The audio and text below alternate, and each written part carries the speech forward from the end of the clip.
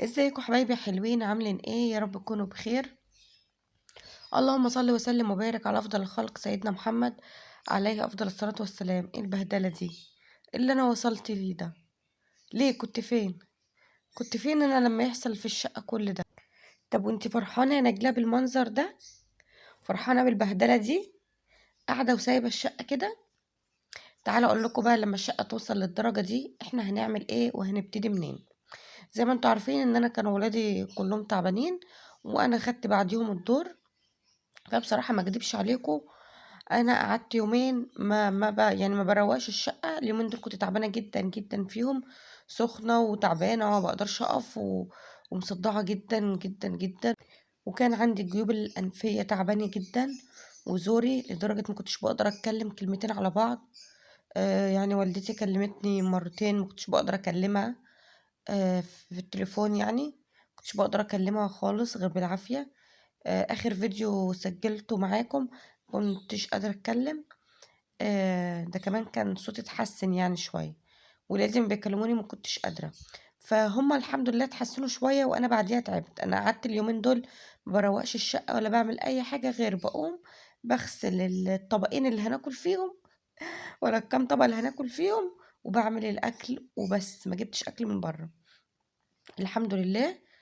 آه بس ده اللي كنت بعمله، ما كنتش بقدر اعمل الشقه ولا اي حاجه. طبعا انتوا عارفين بقى لما يكونوا الولاد آم، متساب ليهم السايب في السايب بقى كده، خلاص في بهدله، وفي حاجات بتترمي في الارض، وفي معالق بتتركن، وفي كوبايات بتتركن، وفي كل البهدله. طبعا دي الادويه اللي احنا بناخدها. في ادويه تانية برضو كانت جوه، والسرنجه دي والمحلول الملح دول بتوع الاكسجين اللي بياخدوه الولاد، وعلاج بتاعي. المهم ده باقي ده غير باقي الايه، باقي العلاج اللي جوه يعني كمان. بس الحمد لله، الحمد لله دلوقتي انا اتحسنت اكتر من الاول. تمام. تمام. لو اي واحده مثلا كانت تعبانه، بصوا انا ما كنتش هصور منظر الشقه وهي كده، بس انا حبيت ان انتوا تستفادوا برضو معايا، او تاخدوا كده ايه، فكره عن انا هبدا ازاي، او لما الشقه بتاعتنا توصل للدرجه دي احنا هنعمل ايه وهنبتدي منين. هاقول لكم، أول حاجة دلوقتي أنا كان عندي غسيل عايز يتطبق، ولقيت الأنتريه متبهدل جدًا، والأرض متبهدلة، وفي فتافيت فينو، فروالة فينو وكده، يعني الدنيا متبهدلة خالص. طب قُلت هابدأ منين؟ هنبدأ طبعًا من أكتر مكان مكركب.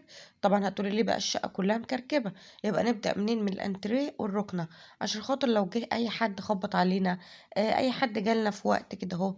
آمم الأوض مهمًا كان عليها باب وهتتقفل، فاهمينّي؟ فأول حاجة نبدأ بالأنتريه ونبدأ بالرُكنة.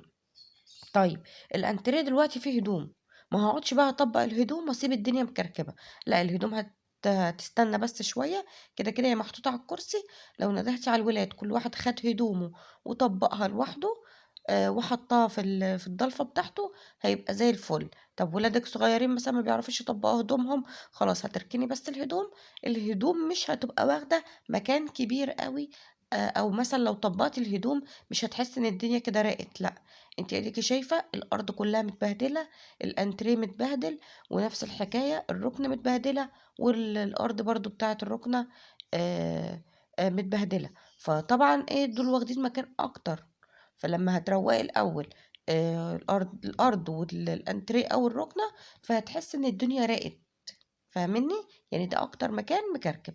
فأنا مسكت كده إيه، الأول ال الفرش نفّضته، عشان طبعًا كان الولاد معاهم فرولة فينو وحاجات يعني وكده، فمسكته نفّضته كويس. وبعد كده مسكت الإيه، أوضة الreception كنستها على جزئين، الجزء اللي هناك كنسته لهناك كده أهو، ولمّيت الزبالة بتاعته، الجزء يعني اللي فيه الزبالة هناك، والجزء التاني بقى لمّيته اللي قدّام.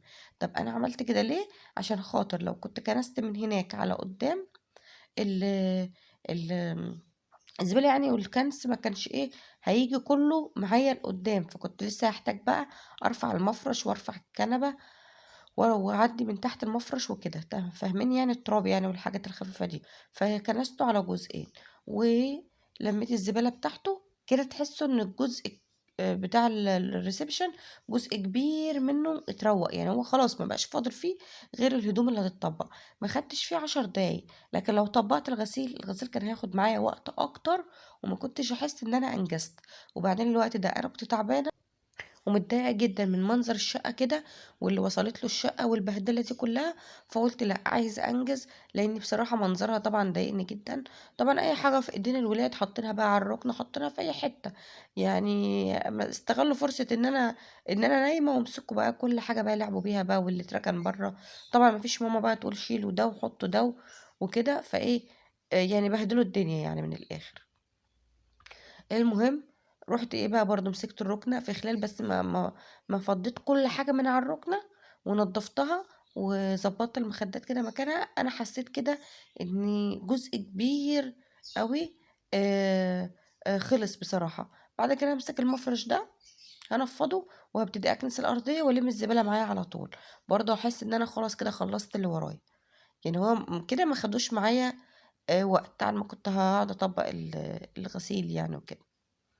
طبعًا بقى لو نفّضت شبابيك طبعًا الوقت ده ولا أي حاجة، هي الكراسي كده والأرضية على طول، المهم إيه أخلّص نفسي وأنجز نفسي وإيه وأقدر أخلّص أكبر جزء معايا عايز يتنضّف، تمام، لَف كده على الأرض كلّها كنستها زي ما أنتم شايفين، وهانضّف الdeep freezer أي حاجة على الdeep freezer كده هانضّفها وهاشيلها وهامسحه واخلّص إيه كل اللي ورايا في الreception والرُكنة، عشان طبعًا دول مكانين مفتوحين على بعض، فلو مكان فيهم مكركب هتحسي إن المكانين مكركبين.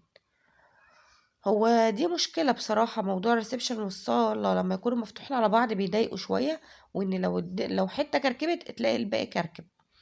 المهم التليفون الأرضي بتاعي أنا مش موصّلة له السلك بتاعه يعني، بس إيه لمّا باحتاجه يعني باخد السلك اللي هو بتاع الراوتر باركّبه فيه، اللي هو يعني اللي هو في الحيطة يعني، لإن أنا عاملاه الراوتر توصيل مباشر، طبعًا ممكن أجيب له سلك وأوصّله وكل حاجة يعني. المهم نفّضت كده المفرش كويس، هابتدي بقى إيه أفرشه، أنا كده ما خدتش إيه وقت في الأوضتين كمان عشان هُم مفتوحين على بعض لازم يتروّقوا الاتنين مرّة واحدة، لو روّقتِ حاجة واحدة وسِبتِ الحاجة التانية كإنِّك ما روّقتيش حاجة. تمام، ضبّطت كده الدنيا ورجّعت كل حاجة مكانها، وهابتدي بقى أدخل على الأوض. طبعًا أنا هاصوّر معاكم أوضة الأطفال بس مش باصوّر يعني أوضة النوم. كده أنا خلّصت هادخل بقى على الأوضة على طول. برضه ما دخلتش على الأوضة الأول، لأ أنا سِبت الولاد في الأوضة بتاعتهم وخلّصت برّه، وبعد كده بقى إيه، دخلت بقى على الأوضة بتاعتهم بس شرطت عليهم، هيطلعوا برّه ما يبهدلوليش أي حاجة. المهم دخلت برضه على الأوضة بتاعتهم، لمّيت البطاطين والفرش بتاعهم وحطيته على إيه، على الحبل برضه، قُلت إيه أهوّيه شوية برضه عشان خاطر إيه، دور البرد اللي عندنا دوّة تمام، فلازم أهوّي الفرش إيه، كل يوم. مسكت السرير برضه كده نفّضته كويس جدًا، ورجّعت كل حاجة مكانها تمام. أنا أخّرت الشتا دوّة بصراحة في إني أغسل الطقم بتاعهم بتاع الحِفا الفايبر يعني والسجاد، بس الحمد لله يعني أنا دلوقتي قدرت أشد حيلي شوية، فإن شاء الله هاغسلهم.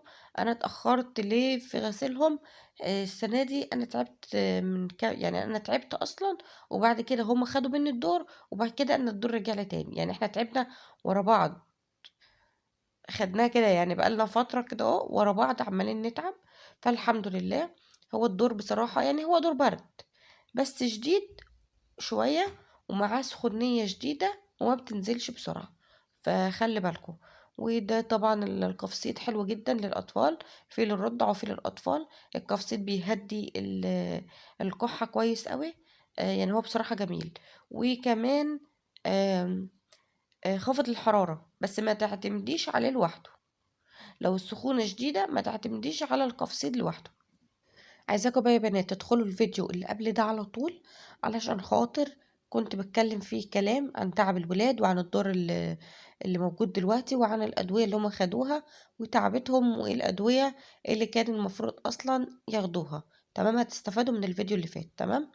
طب أنا بقى بعد ما خلصت الأوضة وكنستها وروقتها، أنا دخلت إيه المطبخ، قُلت يعني أشوف الأكل وكده الأول، وبعد كده أطبّق الغسيل. فبسملة قالت لي: "بُصّي يا ماما أنا هاطبّق لِك حبّة الغسيل." قُلت لها: "ماشي." بسملة دي أكبر واحدة عندي في البنات. والله العظيم أنا قالت لي: "تعالي يا ماما أورّيكِ الهدوم." أنا طلعت على أساس إن هي يعني طبّقت كام حتّة كده، أقسم بالله أنا لقيتها طبّقت الغسيل كلّه، أنا ما طبّقت معاها ولا حتّة. التطبيق مش حلو أوي، أوي، بس والله العظيم أنا فرحت بيها جدًا، لإن هي حبِّت تساعدني وقالت لي: "لا يا ماما أنتِ تعبانة." وهُم عارفين إن أنا يعني الكام يوم اللي هُم كانوا تعبانين فيهم أنا كنت مضغوطة قد إيه، وبعد كده طلعت من التعب بتاعهم على التعب بتاعي. هي عارفة إن يعني أنا قصّرت يعني في الشقة وكده، فهي قالت لي: "لأ يا ماما أنا ساعدتِك وطبّقت الغسيل كلّه." بجد أنا فرحت بيها جدًا. يعني حسّيت إن أنا خلّفت يا ولاد. أنا خلّفت وربّيت، والله العظيم فرحت جدًا. زي ما قُلت لكم يعني هو التطبيق مش حلو أوي، بس والله العظيم عجبني، ساعدتني، خفّفت عني. لأ وكمان عايزة تشيل الهدوم وتحطها لكل واحد في ضلفته، وحاطة يعني هدومي مع الفوط عشان خاطر دول بيتحطوا في ضلفتي، وهدوم باباها لوحدها، وهدومها لوحدها، واختها لوحدها، واخوها لوحده. فلقيت ان هي لا فاهمه يعني وشاطره، فهي قالت لي لا انا هاخد الهدوم واحطها في الدولاب. فقلت لها لا بقى لازم اصورك بقى عشان انا مبسوطه بيكي. بجد أنا فرحانة بيها. اتكلموا مع ولادكم كتير، وعّوهم. يعني خلّيهم دايمًا كده واخدين بالهم إن أنتم لازم تساعدوا بعض، وإن لو حد فيكم تعب التاني يساعده، وإن ما حدش يشيل الشيلة لوحده. دايمًا نقول لأ، مع بعض نساعد بعض، نشيل بعض عشان خاطر يعني ما يبقاش الحمل كله على حد واحد، سواء الأم يعني والّا الولاد في أوضهم أو في يعني مع بعض يعني كده لازم يساعدوا بعض دايمًا. فهي كانت بتاخد الهدوم تروح تحطها في الدولاب، بس هي عشان كانت بتتأخر، فأنا كنت باوقّف يعني المقطع وكده، وبعد كده بترجع تاخد باقي الهدوم التانية. والله هي شالت الهدوم كلها لوحدها، وطبّقت الغسيل كله لوحدها. ربنا يبارك فيها يا رب ويبارك في ولادنا كلّهم، وما نشوفش في ولادنا أي حاجة وحشة، وندعي لهم دايمًا بصلاح الحال و ويوفقهم دايمًا في في حياتهم، في دراستهم. ده كان فيديو النهارده. لو فيديو النهارده عجبِك واستفدتِ منه لو بمعلومة صغيرة، يا ريت تدعميني بلايك واشتراك للقناة، وأتمنى لو هتشيروا الفيديو. السلام عليكم ورحمة